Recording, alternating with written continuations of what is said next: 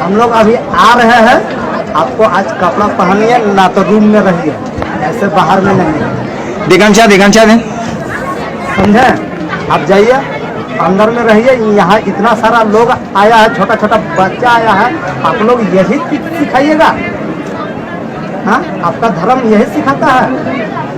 मैं अपने जैन समाज और आप सभी आदिवासी समुदाय के बीच में कितना भी प्रयास कर लूं सुलह कराने की, उसके बाद भी आप ही के समुदाय से कुछ ऐसे घटिया लोग हैं जिनकी जितनी निंदा की जाए उतनी कम है। अभी आपने जो वीडियो देखा, इसे देखकर हम जैन समुदाय को क्या, अगर आप में से भी जो लोग सच्चे होंगे, ईमानदार होंगे और अपने धर्म के साथ साथ दूसरे की धर्म की भी जरा सी भी उनके मन में आस्था होगी, सम्मान होगा, तो उन्हें भी बहुत ज्यादा क्रोध आ जाए। लेकिन उसके बाद भी इस तरह की घटनाएं दिन प्रतिदिन बढ़ती जा रही हैं। अभी तक तो हमारे जैन मुनियों को पीछे गाली दी जाती थी, लेकिन अब इतना साहस हो गया कि हमारे जैन मुनियों को एक कोई दो कोड़ी का व्यक्ति आकर यह बोलेगा कि आपको गमछा पहनना चाहिए, हम अभी आ रहे हैं। आप ये देखिए कि हमारे जैन समाज के लोग तो क्या, हमारे जैन मुनि भी कितने सहिष्णु होते हैं, कितना उनमें धैर्य होता है। आप जान सकते हैं जैन मुनि की तपस्या के बारे में? आपको पता भी है जैन मुनि क्या होता है?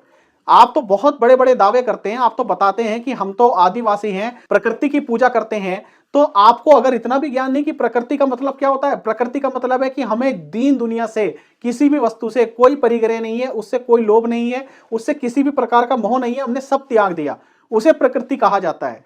आप लोग जिस तरीके से कहते हैं कि पहाड़ की जैसी दुर्दशा हो रही है या उसमें जिस तरह का विकास का कार्य हुआ है वो नहीं होना चाहिए, उसे अपने स्वरूप में रहना चाहिए था, तो आप लोगों को यह बात क्यों नहीं समझ आती कि एक इंसान का असली स्वरूप तो नग्न है।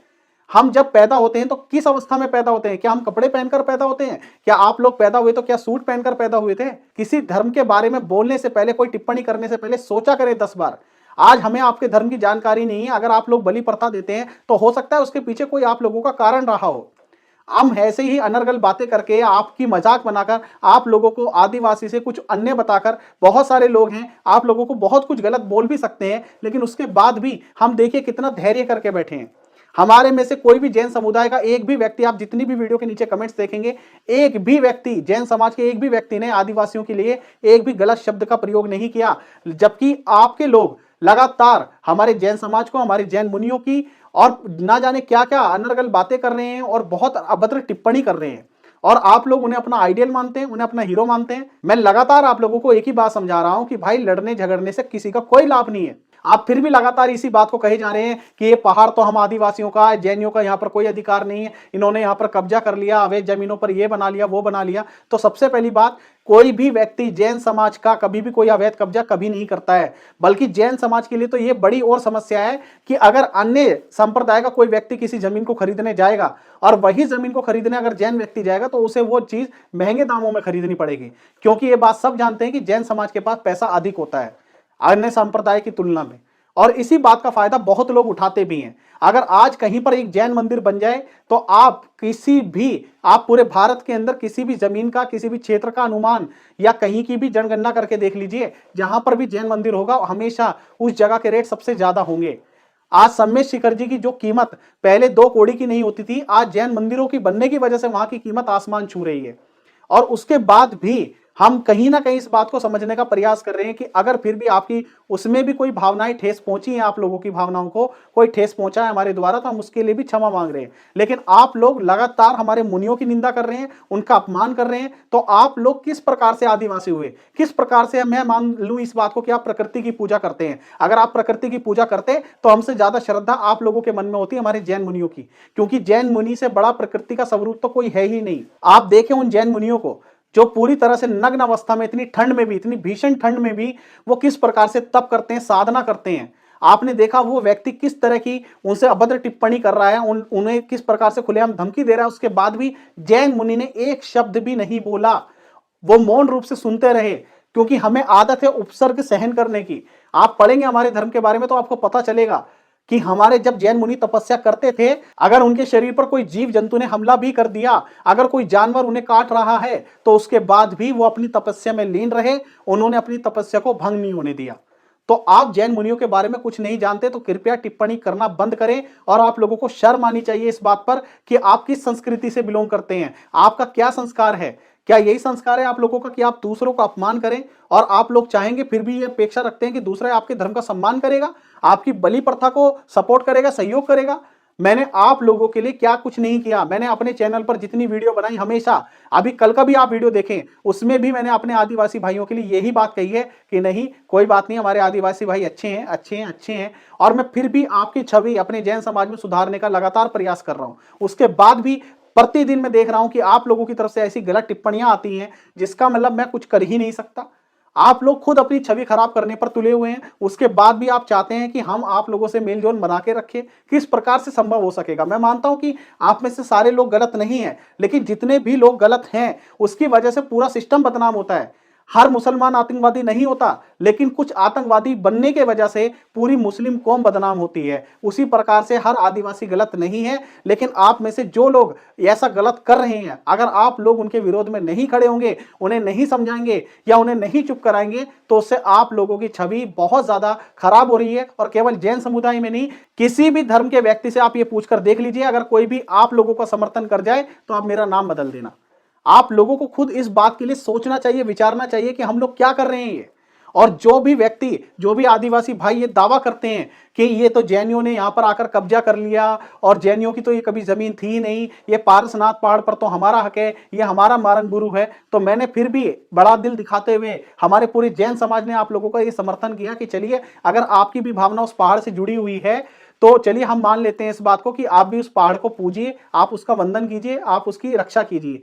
लेकिन वास्तविकता की अगर आप बात करेंगे तो मैं आप लोगों को तथ्य के साथ दिखा सकता हूं इस बात का कि जैन समाज का उस पहाड़ पर या जैन धर्म के अनुयायियों का उस पहाड़ पर कितना अधिकार बनता है। आप तो हमें कहते हैं कि हम लोग बाहर के हैं। क्या आपको पता है हमारे इतिहास के बारे में?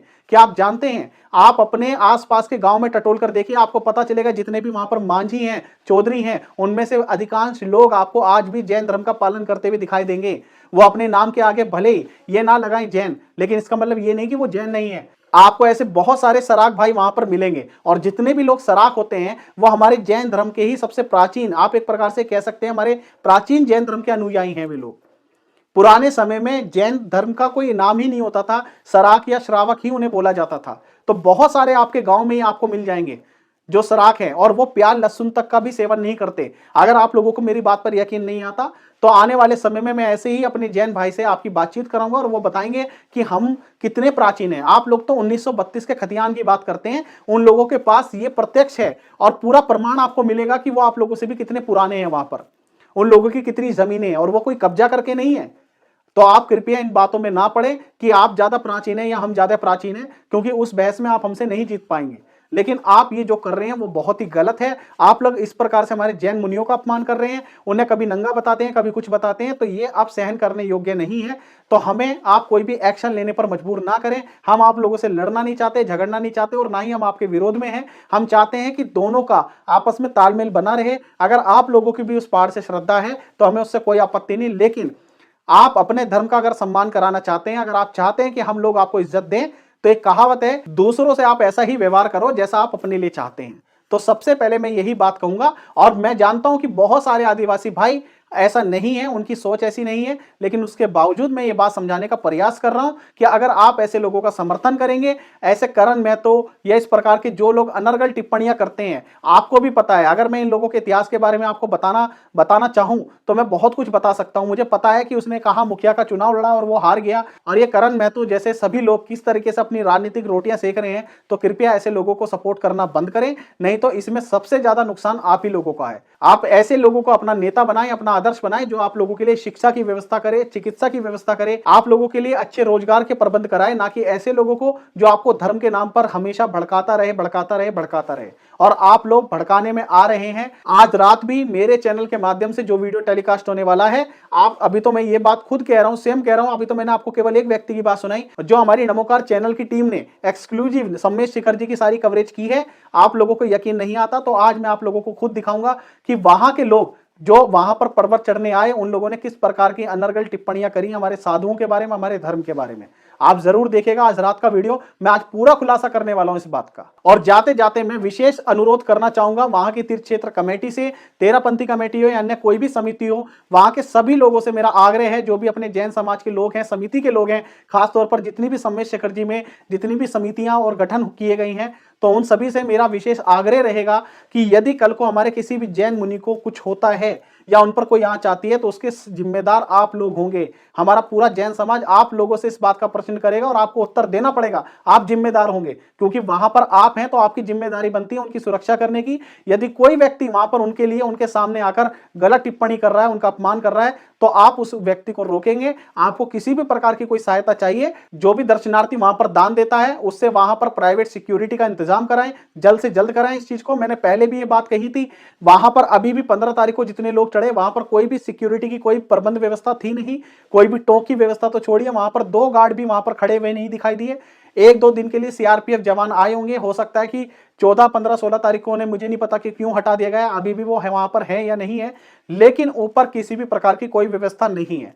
अगर किसी जैन समाज के अनुयायी के साथ या हमारे जैन मुनियों के साथ किसी भी प्रकार की ऐसी स्थिति उत्पन्न होती है जैसे गिरनार जी में हुई थी, तो उसका जिम्मेदार आप लोगों को माना जाएगा, क्योंकि आप लोग वहां पर शीर्ष पर बैठे हैं, पदाधिकारी बनकर बैठे हैं। तो केवल नाम से ही पदाधिकारी नहीं हो जाता, आप लोगों को उस जिम्मेदारी का निर्वाह करना होगा और पूरा जैन समाज आपसे इस बात के लिए प्रश्न करेगा। मैं अभी भी आप लोगों से अनुरोध करता हूं कि अभी भी आप जाग जाइए, सोते मत रहिए। ऐसे हमारे साधुओं का, ऐसे हमारे धर्म की रक्षा नहीं हो पाएगी। और मित्रों, जो भी व्यक्ति आपने वीडियो में देखा है, जो मैंने आप लोगों को पहले दिखाया वीडियो में, जो हमारे जैन मुनि के समक्ष खड़ा होकर इस प्रकार की इतना अपमान कर रहा है, उनका कृपया उस व्यक्ति पर जल्द से जल्द एफआईआर हो। वहां के जो भी स्थानीय लोग हैं वो हमारा साथ दें और उस व्यक्ति का पर्दाफाश होना चाहिए। उस व्यक्ति से पूछा जाना चाहिए कि उसकी कैसे हिम्मत हुई कि वो हमारे जैन मुनि से इस प्रकार से बात कर सके।